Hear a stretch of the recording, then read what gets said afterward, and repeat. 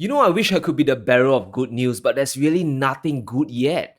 2023 is getting from bad to worse, guys. We are almost a year into the Russia Ukraine situation, and things are escalating fast. We have the West escalating stuff, Russia's also moving their chess pieces around, and we really don't see any end to this conflict.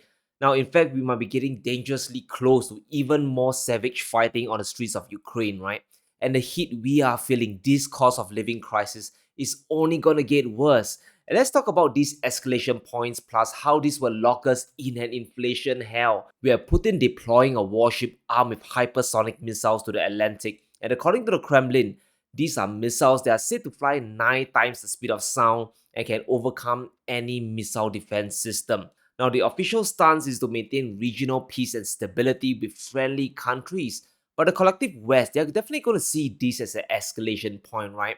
And this is most probably a response to the United States' own troop deployment next to Ukraine. Now, America has deployed the 101st Airborne into Romania for training just miles away from the Ukrainian border. And this is obviously a warning to Putin that, hey, we have thousands of American troops on the ground and they are just next door. And we can look at this as both saber rattling and the West realizing that shipping weapons alone to Zelensky isn't enough, right? There might be a serious need for boots on the ground if things escalate even further. And the big worry is that both sides are pushing towards their conventional warfare to the next level. And this should be terrifying for us because if they exhaust all options, the next step could be the nuclear one. Now, obviously, I'm not a military expert, but I want us to understand the daily economic implications this will have. Now, I'm talking about financial apocalypse and inflation hell that just won't end. And we have to realize that this will likely be a war of attrition. There probably won't be one great battle but long drawn out conflict until either Russia or the West can't take it anymore. Now, what I want to focus on is the insane amount of money being used to fund this conflict, especially from the West. We now have NATO countries, the US, Germany, and France, all agreeing to send armored vehicles to Ukraine. We're talking about the American Bradley fighting vehicles being sent over and even French light tanks being shipped to Ukraine. Now, the problem now is that the floodgates are open, right? There was a reason why NATO hesitated sending Western armor to Ukraine because there's an obvious escalation point. But I think we have just crossed the Rubicon here, guys. I don't think this will stop, and we could even see heavier armored vehicles sent to Ukraine in the future. We're talking about the howitzers, artillery, and the M1 Abrams tank, right? Even that might be sent to Ukraine eventually. We even have the US Senator Lindsey Graham urging Biden to supply Zelensky with Western tanks. But here's the big economic question: where's all this money going to come from? Now, obviously, Ukraine can't pay for their arms right now. It's going to come from American deficit spending once again.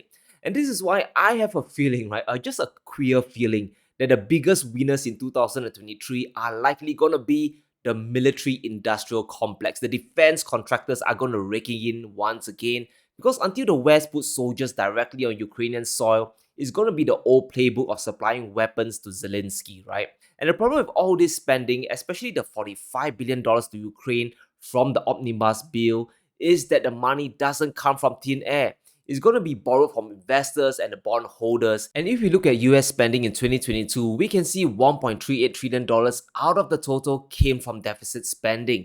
And this is money that has to be paid back eventually. And guess what type of environment we are in, ladies and gentlemen?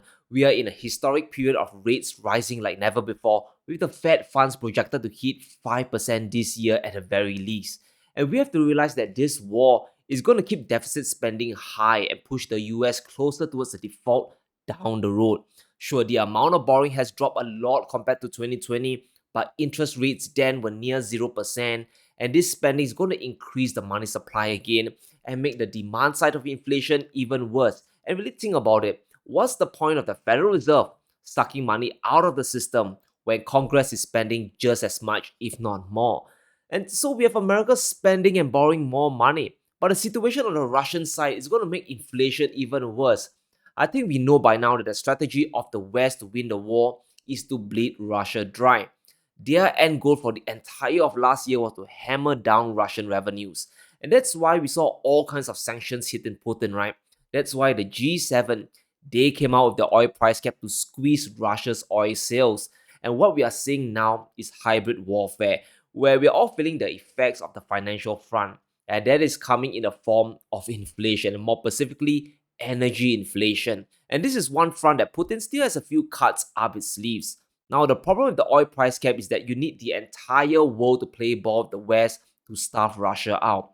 But as we know, China and India are still buying oil from Russia. They are not playing along with the price caps, and they are buying Russian crude at fantastic discounts. Russia's now sending more crude oil from the Arctic towards China and India at deep discounts. And the irony is, the crude was originally bound for Europe before the sanctions, right? But now he has diverted everything away to Asia. And we can see Russia's crude shipments to Europe hitting near zero, and there are reports that their revenues have dropped by $15 million or 12% in the last week of December alone. Now, sure, Russian revenues have taken a hit. I think that part should be quite apparent. But here's what Russia is really trying to do with the West. They are splitting the oil markets into two. And I have a feeling that they don't really care much about giving Asia a discount. So, on one hand, we have China and India enjoying incredible margins from discounted Russian oil, and this is helping keep energy prices relatively stable there compared to the West. And we can see that throughout 2022, China's price inflation for fuels is significantly lower than America and Europe. It hit a peak of 27% in June, while America's energy inflation for the same month was at an insane 41%. And if Putin decides to cut Russia's oil production, the pain is going to be magnified towards the West. Just the threat alone of a Russian oil production cut sent the oil markets rising higher by $3 a barrel. And I won't be surprised if they do. Escalation can happen not just on the ground in Ukraine, but on the financial front as well. So, what Russia is trying to do is to make the West, especially America, run higher deficits and suffer from a bigger inflation bill. It's basically a we suffer together strategy. And let's war game this out. What happens if Russia really cuts production and oil prices rise? America and Europe will suffer from higher energy inflation because the global price of oil will rise, right? And this means another oil supply shock, and there's no one coming to the rescue. OPEC is not going to flood the oil market to save the West from a Russian production cut. And this event is going to push America into a recession because the Federal Reserve will have no choice but to keep interest rates high. And I think by now we should know the Fed's agenda. It's 2023. They are going to stick to their goal of fighting inflation at all costs. Rates are going to go higher. And I want us to pay attention to two statements in the Fed's latest meetings. The first is how participants reaffirm their strong commitment to returning inflation to the 2% objective.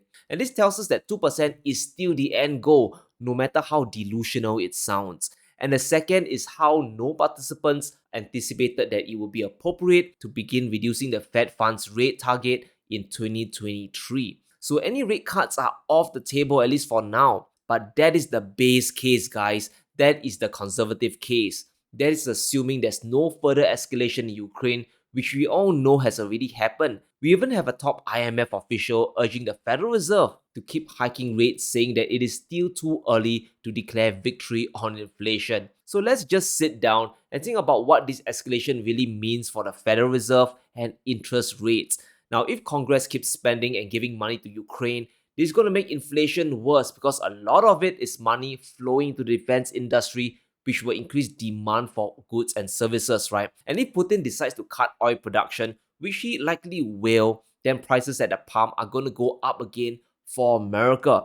Plus, now we actually have solid US job growth in December with unemployment falling to 3.5%. And all these events are giving Powell a green light and excuse to keep hiking rates up and keeping them high. In fact, I believe my previous forecast of 5% rates is actually conservative and I might need to revise it up. Even Kashkari of the Federal Reserve is predicting interest rates to peak out at 5.4%. And really ask yourself, guys, how long can the market survive 5 to 6% interest rates? Remember that inflation is burning a hole in people's budgets, and borrowing money today is double or triple the rates just 12 months ago.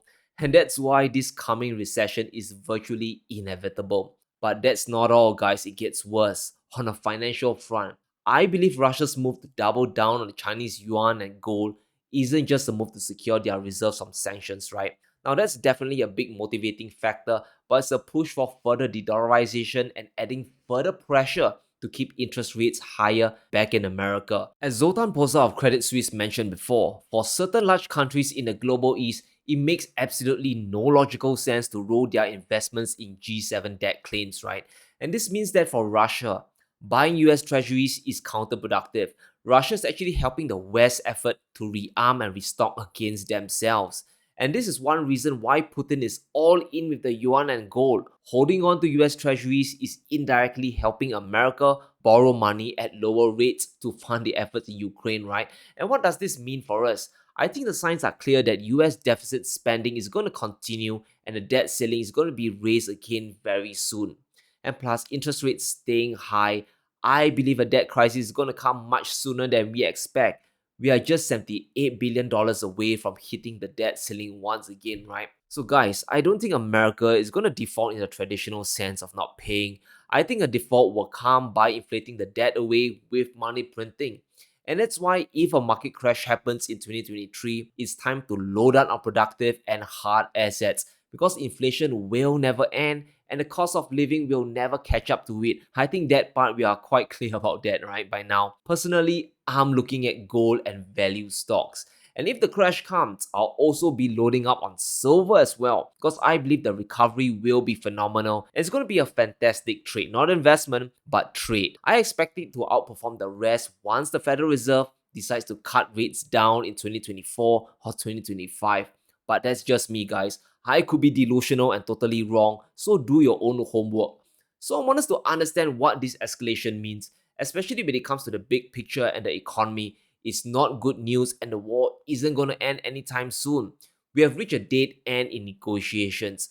Ukraine wants Russia out while Russia wants to annex the eastern territories and neither side wants to budge. More money is going to pour into the conflict, energy inflation will stay high and the Fed isn't going to do a U-turn.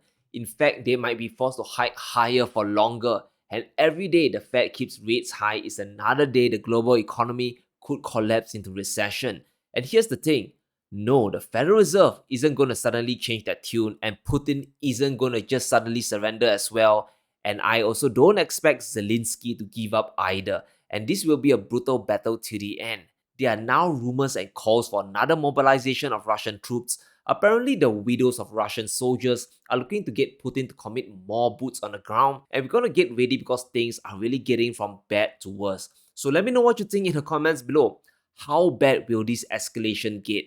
Will Russia really cut their oil production to inflict greater pain on the West?